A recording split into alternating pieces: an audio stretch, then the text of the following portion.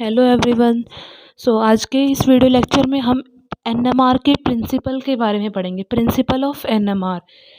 तो एनएमआर का जो एनएमआर, सबसे पहले हम क्या पढ़ रहे हैं? एनएमआर पढ़ रहे हैं। एनएमआर की फुल फॉर्म पता होनी चाहिए, न्यूक्लियर मैग्नेटिक रेजोनेंस। ठीक है। तो इसका जो प्रिंसिपल पार्ट है उसको हम 3 पार्ट में डिवाइड करेंगे, यानी कि न्यूक्लियर मैग्नेटिक रेजोनेंस, यानी कि न्यूक्लियस के बारे में, मैग्नेटिक फील्ड के बारे में और रेजोनेंस के बारे में। 3 पार्ट में हम इसके प्रिंसिपल को डिवाइड करेंगे, फिर स्टडी करेंगे। तो शुरू करते हैं। सबसे फर्स्ट पार्ट है न्यूक्लियस। न्यूक्लियस के अंदर क्या होता है, यहाँ पे देखो, in it we study about nucleus and nucleus containing proton and neutrons, where neutron is not having any charge and proton having positive charge, and it is a moving charge particle, so it develop a magnetic field and it will behave as a tiny magnet and they are having magnetic moment। यानी कि ये nucleus का part है। इसके अंदर क्या है कि हमारे पास एक न्यूक्लियस होता है। न्यूक्लियस के अंदर क्या होते हैं? न्यूट्रॉन्स होते हैं और प्रोटॉन्स होते हैं। न्यूट्रॉन्स पे कोई चार्ज नहीं होता, प्रोटॉन पे क्या होता है? एक पॉजिटिव चार्ज होता है, और उस पॉजिटिव चार्ज जो होता है वो एक मूविंग चार्ज पार्टिकल होता है। मूविंग चार्ज पार्टिकल होने की वजह से क्या होगा? वो एक मैग्नेटिक फील्ड प्रोड्यूस करेगा। अगर वो एक मैग्नेटिक फील्ड प्रोड्यूस करेगा तो वो एक टीनी मैग्नेट की तरह बिहेव करेगा। अगर वो टीनी मैग्नेट की तरह बिहेव करेगा तो उसका कुछ ना कुछ मैग्नेटिक मोमेंट होगा। इतना क्लियर है? ये हमारा न्यूक्लियस पार्ट था। बहुत ही सिंपल है। सबसे पहले न्यूक्लियस था, उसके अंदर न्यूट्रॉन प्रोटॉन होते हैं। न्यूट्रॉन पे चार्ज नहीं होता, प्रोटॉन पे होता है। प्रोटॉन जो होता है वो एक मूविंग चार्ज पार्टिकल होता है। मूव करेगा तो मैग्नेटिक फील्ड जनरेट होगा। अगर मैग्नेटिक फील्ड जनरेट होता है तो वो एक टीनी मैग्नेट की तरह बिहेव करता है। टाइनी मैग्नेट की तरह बिहेव करेगा तो उसका कुछ ना कुछ मैग्नेटिक मोमेंट होगा। Nucleus part is complete. अब आता है सेकेंड पार्ट, मैग्नेटिक फील्ड। कि मैग्नेटिक फील्ड का क्या अफेक्ट होता है?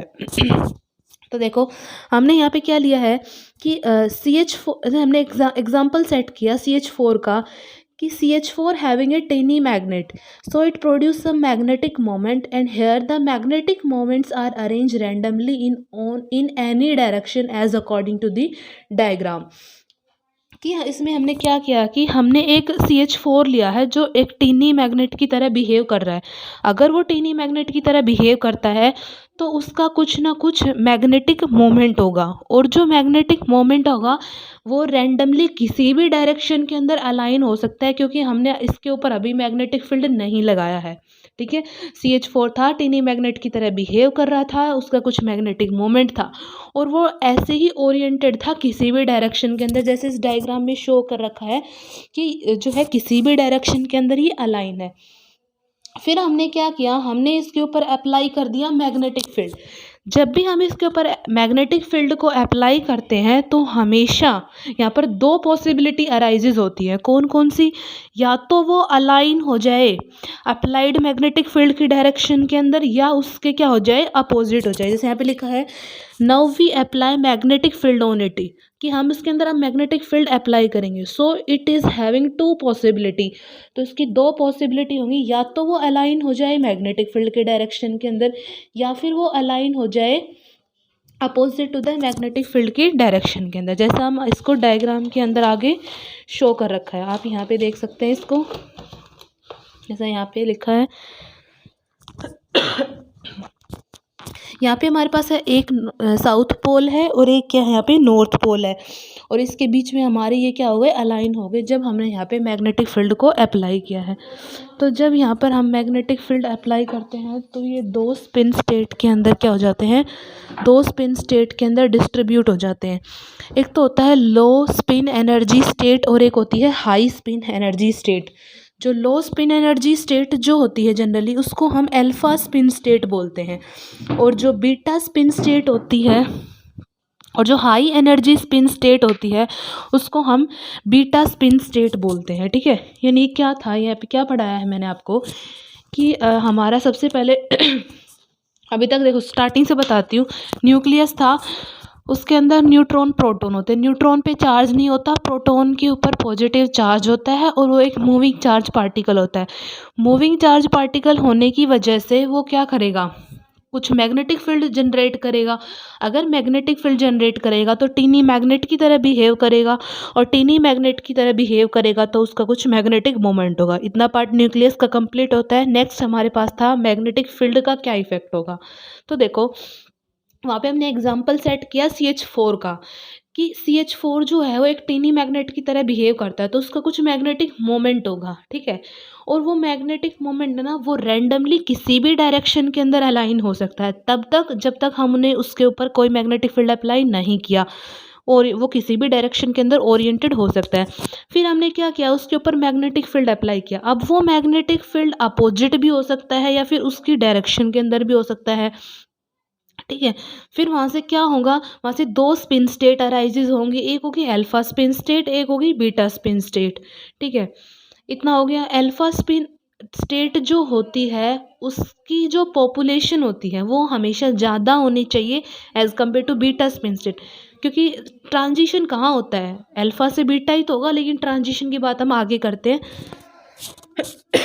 उससे नेक्स्ट देखो, अब यहाँ पे मैंने लिख रखा है कि अपनी एक्सिस पे जो रोटेट होते हैं that is known as precession. अब यहाँ पे एक प्रीसेशन वर्ड आएगा।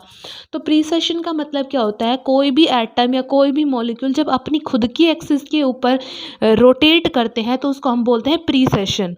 तो इस केस में क्या होगा कि जो न्यूक्लियस है वो खुद की एक्सिस के ऊपर प्रीसेस करना शुरू कर देता है। जब हम मैग्नेटिक फील्ड अप्लाई करते हैं तब जो न्यूक्लियस होता है वो अपनी एक्सिस के ऊपर प्रीसेस करना शुरू कर देता है। जैसे यहाँ पे देखो इस डायग्राम में दिखाया गया है कि ग्राउंड स्टेट के अंदर जो न्यूक्लियस था वो देखो यहाँ पे प्रीसेशन फ्रीक्वेंसी शो कर रहा है, और इसी तरह एक्साइटेड के अंदर जो थे वो भी क्या करेंगे, प्रीसेशन फ्रीक्वेंसी को शो करेंगे। नेक्स्ट है अब प्रीसेशन। अब क्वेश्चन यहाँ से अराइज होता है कि प्रीसेशनल फ्रीक्वेंसी क्या होती है।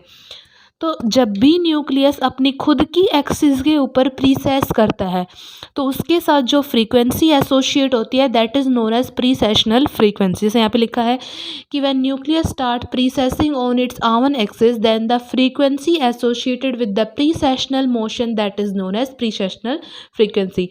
यानी कोई न्यूक्लियस है वो अपनी एक्सिस पे प्रीसेस कर रहा है तो उसके साथ जो फ्रीक्वेंसी एसोसिएट होगी that is known as precessional frequency. उसके बाद नेक्स्ट इसमें आता है रेजोनेंस के बारे में। थर्ड पार्ट इसका आता है, यहाँ पे मैग्नेटिक फील्ड का कंसेप्ट कंप्लीट होता है। थर्ड आता है रेजोनेंस। रेजोनेंस के अंदर देखो यहाँ पे क्या होगा, रेजोनेंस के अंदर now we provide some radio frequency to the ground state precession nucleus due to which the precessional frequency become equal to the frequency of radio frequency. इसके अंदर क्या होता है रेजोनेंस पार्ट के अंदर कि जो हमारा न्यूक्लियस ग्राउंड स्टेट के अंदर प्रीसेस कर रहा है, ठीक है, बाहर से हमने कोई रेडियो फ्रीक्वेंसी लगाई, तब जो रेडियो फ्रीक्वेंसी होती है जब वो प्रीसेशनल फ्रीक्वेंसी के बराबर हो जाती है तब वहाँ पर क्या होता है, हमें एक NMR का सिग्नल मिलता है। यहाँ पे है of radio frequency due to which alpha spin state nucleus goes into the beta spin state and we got a signal of NMR। यानी कि जब जो न्यूक्लियस हमारी ग्राउंड स्टेट के अंदर प्रीसेस कर रहा था उसकी फ्रीक्वेंसी रेडियो फ्रीक्वेंसी के इक्वल हो जाती है तो वहाँ से क्या होती है, ट्रांजिशंस होती हैं, यानी वहाँ से हमें एक NMR का सिग्नल मिलता है। कब मिलता है, जैसे डायग्राम में देखो ये हमारी अल्फा स्पिन है। अल्फा स्पिन के अंदर क्या था, हमारा न्यूक्लियस प्रेजेंट था जो क्या कर रहा था, प्रीसेशन कर रहा था। बाहर से हमने क्या लगाई, रेडियो फ्रीक्वेंसी। तो जब ये रेडियो फ्रीक्वेंसी इसकी प्रीसेशन फ्रीक्वेंसी के बराबर हो जाती है, यहाँ पे लिखा है when radio frequency equal to precession frequency of nucleus, तो वहाँ से हमें एक NMR का सिग्नल मिलता है, ठीक है। उसके बाद देखो alpha spin having more concentration than beta spin and the difference between them 8 ppm tesla, this is a mandatory condition. कि यहाँ पे जो अल्फा स्पिन होती है उसकी कंसंट्रेशन ज़्यादा होनी चाहिए एज़ कम्पेयर टू बीटा, क्योंकि जितनी ज़्यादा अल्फ़ा की कंसंट्रेशन होगी, जितनी अल्फ़ा स्टेट पॉपुलेटेड होगी उतनी ही ज़्यादा क्या शो करेगी, वो ट्रांजिशन शो करेगी। दैट्स वाई अल्फ़ा स्पिन जो है वो ज़्यादा कंसनट्रेटेड होनी चाहिए। और जो डिफरेंस होता है इनके बीच का अल्फ़ा स्पिन और बीटा स्पिन के, वो 8 ppm टेस्ला होना चाहिए, जो एक बहुत ही मैंडेटरी कंडीशन होती है।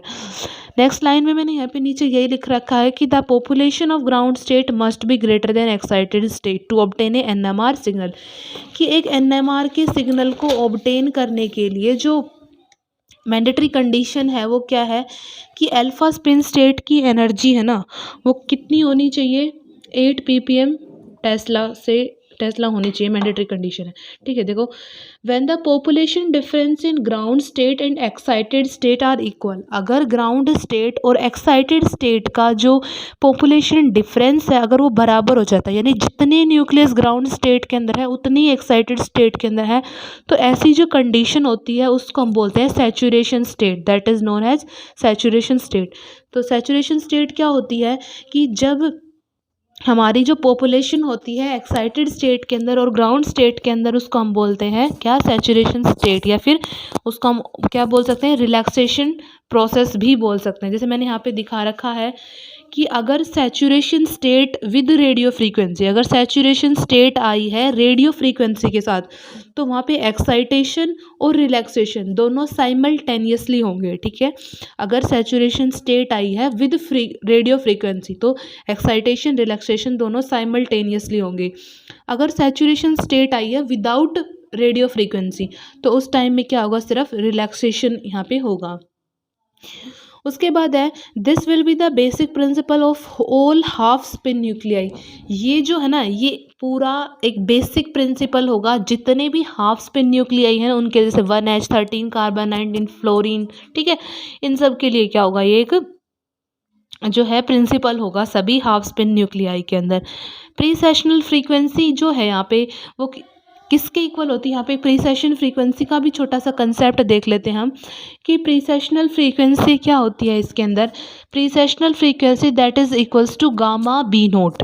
गामा क्या होता है, यहाँ पे गायरोमैग्नेटिक कांस्टेंट होता है और बी नोट क्या होता है, अप्लाइड मैग्नेटिक फील्ड।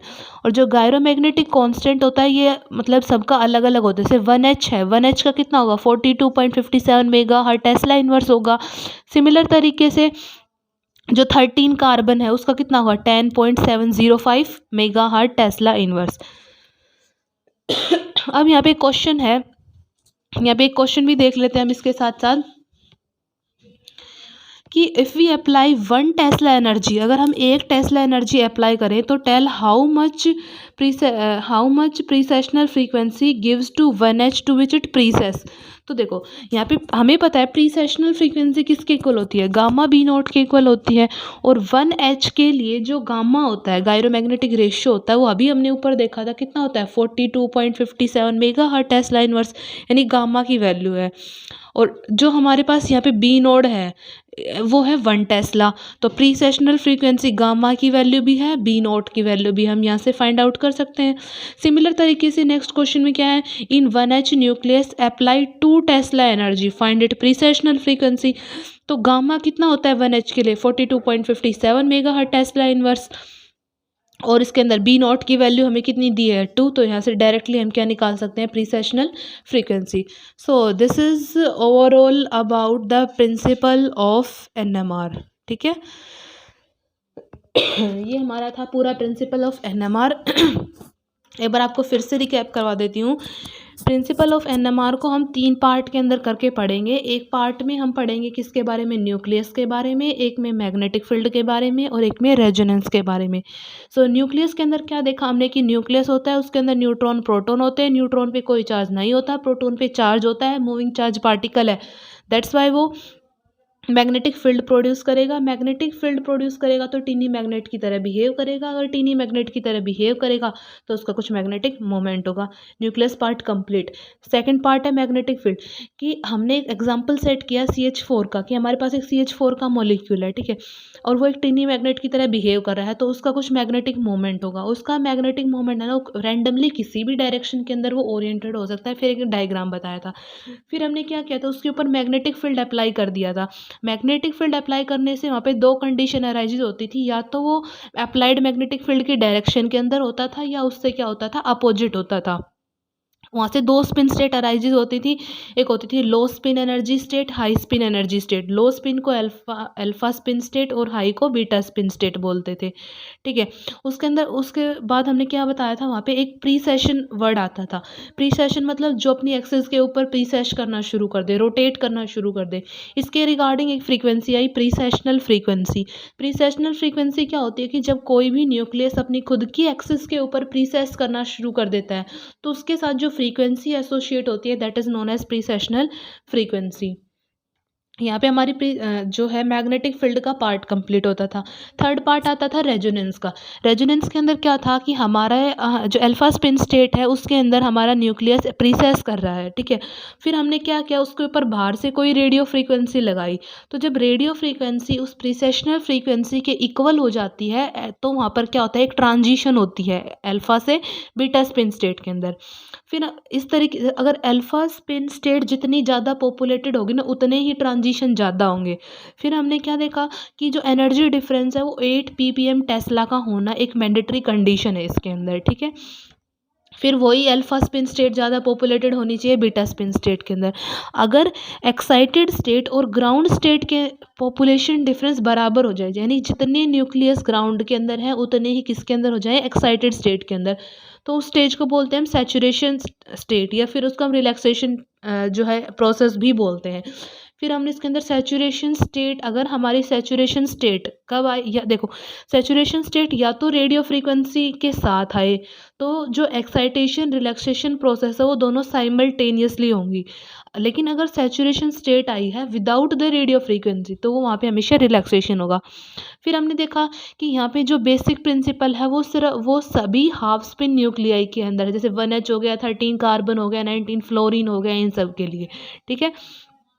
फिर हमने प्रीसेशनल फ्रीक्वेंसी का कॉन्सेप्ट देखा कि किस तरीके से हम उसको कैलकुलेट कर सकते हैं।